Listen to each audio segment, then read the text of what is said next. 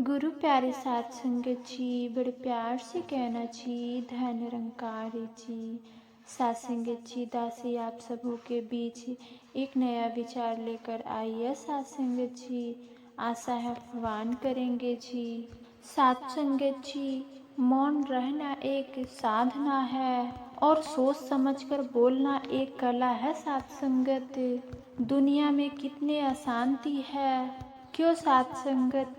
क्योंकि मौन नहीं है, सिर्फ शब्द है और शब्द तो मात्र भ्रम है। साध संगत जी, शब्दों ने ही आदमी को कितना अव्यवस्थित बना दिया है। साध संगत, यह शब्द बीच में ना रहे तो मनुष्य स्वभाव से कितना शांत जीव है। साध संगत जी, जितना भी झगड़े हैं, हिंसा है, सब कुछ इन साध संगत जी पानी शब्दों के ही वजह से। छोटे छोटे जीव जिनके पास शब्द नहीं है, उनमें विभाजन नहीं है। साध संगत, उनमें मौन है और इसलिए बस प्रेम है। साध संगत, शांति इस दुनिया में सबसे ज्यादा सुखी और समृद्ध होता है जो क्रोध आने पर खुद को मौन रख सके। साध संगत, साध संगत जी, मुझे इसका खोज नहीं हुआ है, मैं मौन क्यों रहा हूँ। साध संगत, परंतु इसका अनेकों बार हुआ। साध संगत, कि मैं बोल क्यों पड़ा। साध संगत जी, हम देखते हैं, सुनते हैं, पर क्या मौन रहना, वाणी पर विजय पाना इतना सरल है। साध संगत, मैं हूँ साध संगत। साध संगत जी, आज मैं एक ऐसी कहानी लेकर आई हूँ जो जीवन में मौन के महत्व को दर्शाती है। साध संगत जी, अगर आपको मेरे द्वारा लाई गई कहानियों को सुनकर अच्छी लगती है तो प्लीज़ वीडियो को सब्सक्राइब जरूर करें। साध संगत जी, साध संगत जी, एक बार एक महिला गौतम बुद्ध के आश्रम पहुंची। साध संगत, वह अपने परिवार में फैली अशांति, रात दिन होने वाली कोहलों से पूरी तरह परेशान थी। वह इस मानसिक अशांति, चिंता, कला तथा रोज रोज होने वाले झगड़े से बहुत परेशान हो चुकी थी। जब वह आश्रम में पहुंची तो महात्मा बुद्ध शांत भाव से बैठे हुए थे। साध संगत जी, और उनके सामने उनके शिष्यों की मंडली बैठी हुई थी, सभी चुप थे। उसी बीच साध संगत, एक व्यक्ति गुस्से में महात्मा बुद्ध के पास आया और उन्हें नफरत से देखते हुए एक तरफ थूक दिया। साध संगत, उस शांत वातावरण में एकाएक खलबली मच गई। साध संगत, आसपास मौजूद बुद्ध के शिष्य क्रोधित होकर उस व्यक्ति की तरफ देखे, लेकिन बुद्ध ने सारे शिष्यों को शांत रहने को कहा था। साध संगत जी, महात्मा बुद्ध जैसे महान व्यक्ति के साथ साथ संगत इस तरह के अपमानजनक व्यवहार को उनके शिष्य से नहीं पा रहे थे। साध संगत, उस नादान इंसान को पकड़ के बुद्ध के सामने खड़ा कर दिया। महात्मा बुद्ध ने अपने शिष्यों को शांत और नियंत्रित होने का निर्देश दिया था। साध संगत जी, और उस व्यक्ति की ओर देखते रहे। उसके चेहरे के भाव में कोई परिवर्तन नहीं था। कुछ पलों के बाद उन्होंने उसी गुस्से व्यक्ति से बड़े ही प्यार से पूछा, आपको और कुछ करना है।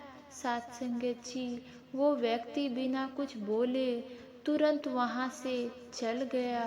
साध संगत जी, वह महिला यह सब देख रही थी और यह सब देख सुनकर वह अत्यंत ही हैरान थी।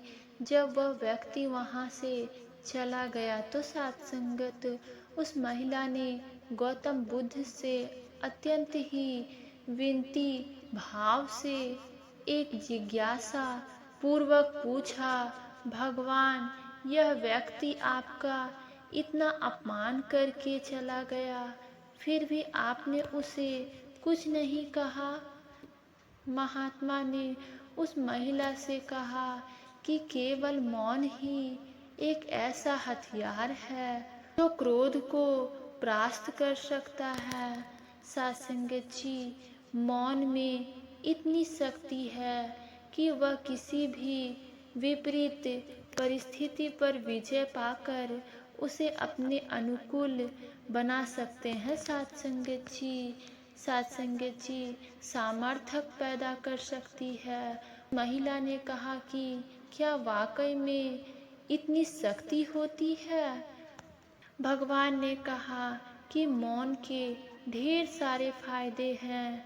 अगर आप किसी को महत्व ना देना चाहते हो तो हरकतों पर मौन बने रहना चाहिए। किसी को महत्व नहीं देने का सबसे अच्छा तरीका उसके प्रति निरपेक्ष हो जाना है। सत्संगत जी, और इसके लिए मौन से बढ़कर कोई हथियार नहीं है। सत्संगत, इसी तरह अगर आप किसी विषय पर निर्णय नहीं ले पा रहे हैं तो सत्संगत जी तब तक उस विषय पर मौन रहिए जब तक आपकी अंतर आत्मा कोई स्पष्ट और सीधा निर्णय ना सुना दे। अगर आप और निर्णय की स्थिति में जबरदस्ती कोई निर्णय लेने की कोशिश करेंगे तो वो आगे चलकर भविष्य में आपके लिए गले की फांस बन जाएगी। सत्संगत जी, श्री गौतम बुद्ध की इन बातों को सुनकर संध्या वेला घर लौट गई। सत्संगत, परंतु उसके दिमाग में बुद्ध की बातें चक्कर काट रही थी। वो चुपचाप घर जाकर अपने कमरे में बंद हो गई। वो ऊपर से शांत थी पर मन में घोर अशांति। सत्संगत जी, पति, सास और बच्चों की आवाज उसे परेशान कर रही थी। बाहर का शोर उसे शांत होने नहीं दे रहा था। उसकी अपनी आकांक्षाएं, महत्वाकांक्षाएं, परिवार की उम्मीद उसके मन को फिर से अशांत करने लगी।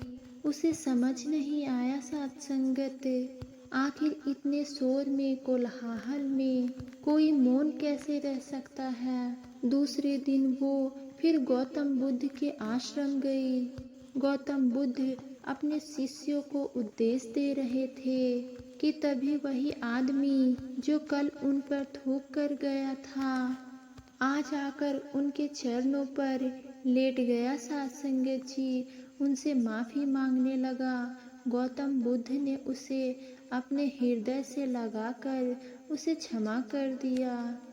सत्संगत, और उसने कहा, बीता हुआ कल तो वही रह गया, तुम भी वहां से आगे बढ़ो और खुद को उस गलाने से मुक्त करो। तुम्हें अपनी गलती का आभास हो गया है, तुमने पश्चाताप कर लिया है और तुम निर्मल हो गए हो। सत्संगत, अब तुम आज में प्रवेश करो। बुरे बातें तथा बुरी घटनाएं याद करते रहने से वर्तमान और भविष्य दोनों बिगड़ने जाती है। सत्संगत, बीते हुए कल के कारण आज को मत बिगाड़। ये सब सुनकर सत्संगत वह व्यक्ति निर्मल मन से गौतम बुद्ध का आशीर्वाद लेकर वापस चला गया। सत्संगत जी, महिला यह सब देख रही थी। आज उससे रहा नहीं गया और वह गौतम बुद्ध के पास जाकर बोली, आश्चर्य, मैं कई दिनों से यहाँ आपके उद्देश्य सुनने आ रही हूँ। कल भी यहाँ आई थी और मैंने उस व्यक्ति की नफरत को देखा और आपके मौन को भी देखा और आज उसके हृदय के इस परिवर्तन को भी देख लिया। घर जाकर कल मैंने भी खुद को कमरे में बंद कर लिया। सब चिल्लाते रहे पर मैंने कुछ भी नहीं कहा। पर महाराज, फिर भी ना मुझे कोई शांति मिली और ना ही मेरे परिवार वालों का हृदय परिवर्तन हुआ। ऐसा क्यों महाराज? आपके मौन और मेरे मौन में साथ संगत, फिर क्या अंतर है साथ संगत? क्यों मेरा मौन मुझे ही शांति नहीं देता साथ संगत जी, जबकि आपके मौन ने उस व्यक्ति को भी पूरी तरह से बदल दिया। गौतम बुद्ध ने उस स्त्री की बात को पूरे ध्यान पूर्वक सुना और फिर शांत हो गए साथ संगत।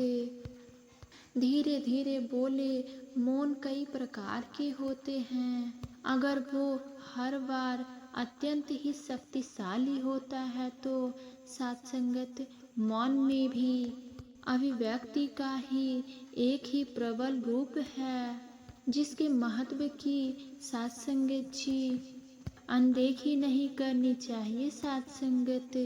पर मौन के पीछे सही नियत का होना ही अत्यंत आवश्यक है साथ संगत जी। साथ संगत फिर उन्होंने स्त्री की तरफ देखा और कहा, कल आपने अपने परिवार वालों को खिलाफ मौन धारण कर लिया, परंतु उस वक्त आपका मन शोर मचा रहा था।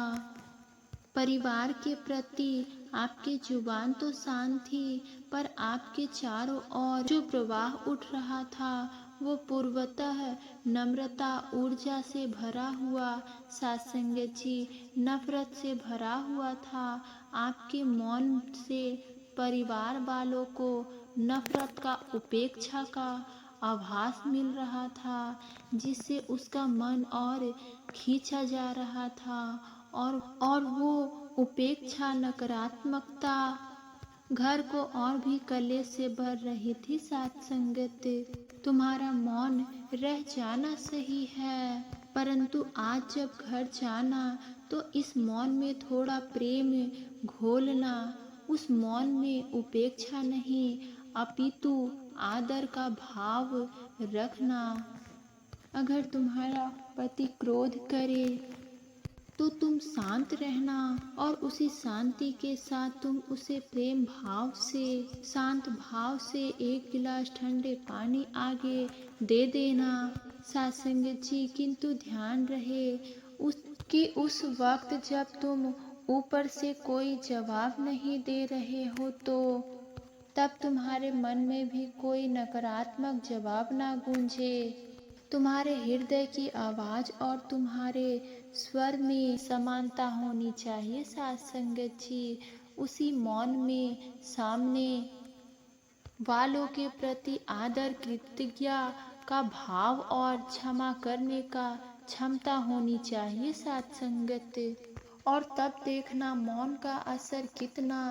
साथ संगत जी गौतम बुद्ध पुनः अपनी शिष्यों की तरफ मुखातिब हो गए साथ संगत और मौन के महत्व को समझाते हुए कहने लगे कि कोशिश करनी चाहिए कि हम कम और हमारी बातों में विस्तार कम और गहराई ज़्यादा हो।